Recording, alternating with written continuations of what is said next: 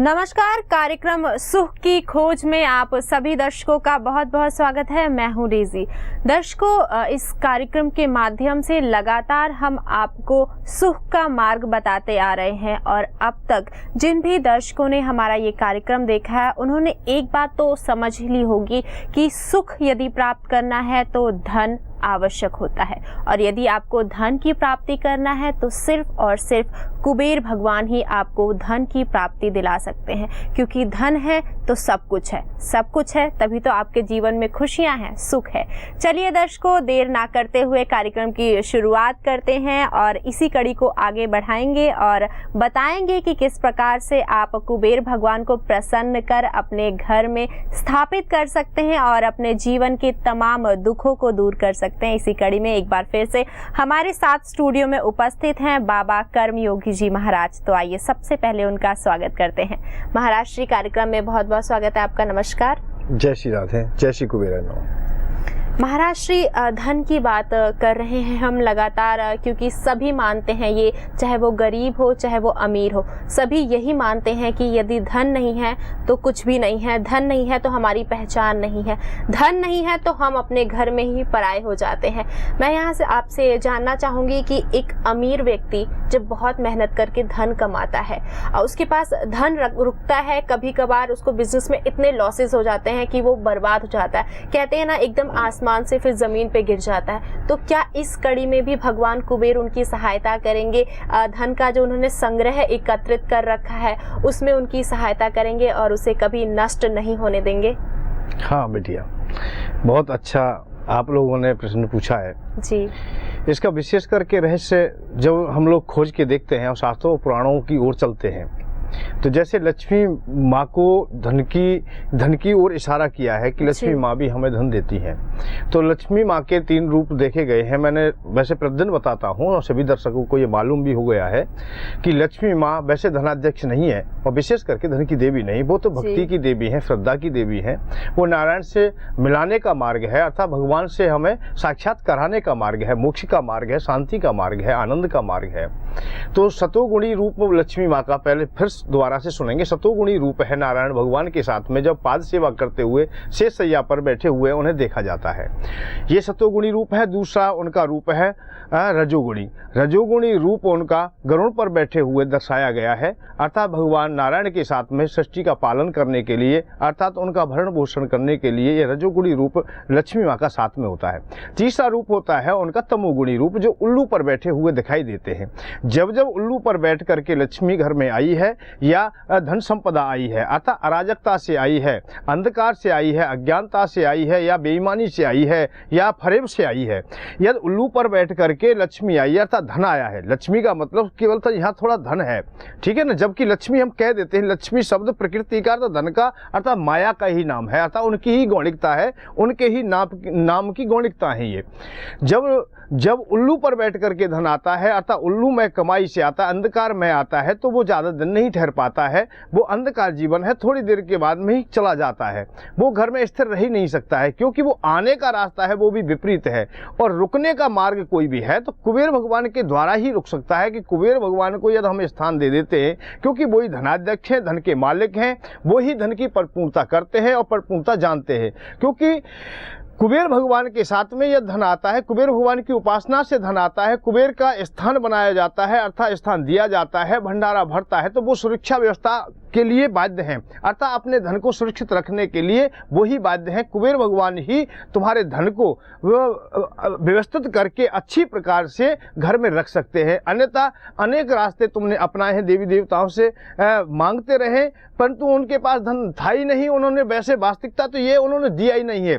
उल्लू का मतलब ही यह है कि तुमने कुबेर भगवान से धन ना मांगा, अनेक रास्ताओं से धन कमा लिया है, तो वो ज़्यादा दिन नहीं ठहर पाएगा। अगली पीढ़ी की बात नहीं, तुम्हारी ही जीवन में, तुम्हारे ही समय में वो खत्म हो जाएगा, ज़्यादा दिन तक नहीं चल पाएगा। यह धन को लंबे समय तक चलाना है, स्थिर रखना है, अपनी फैक्ट्री व्यवसाय को भी स्थिर रखना है, दुकान को स्थिर रखना है, तो आप लोगों को कुबेर भगवान को स्थान अवश्य देना पड़ेगा। घर में जब तक कुबेर भगवान को स्थान नहीं मिलेगा, आप लोग संसार के भोगों के लिए, धन के लिए अनेक देवी देवताओं की स्थापना कर लीजिए, कितना भी कर लीजिए। एक जीवन नहीं, अनेकों जीवन की चर्चा है। मैं तो कई जीवन की चर्चा कर रहा हूं, कई परिवार ऐसे देखने को मिलेंगे, अड़ोस पड़ोस में मिलेंगे। हे दर्शकों, आपके हृदय में भी शायद वो विचार उत्पन्न हो जाएंगे जो मैं बताने जा रहा हूं। उस रहस्य को आप भी समझ पाएंगे।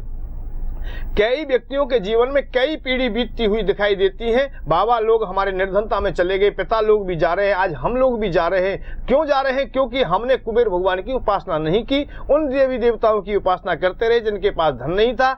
इसलिए यदि धन चाहिए तो कुबेर भगवान को जरूर तुम्हें अपनाना पड़ेगा, निश्चित ही अपनाना पड़ेगा। और मैं तो तुम्हें एक विशेष करके और संदेश देना चाहता हूं कि कोई भी पिता इस दुनिया में ऐसा नहीं है जो ये चाहता हो कि मेरी संतान दुख पाए।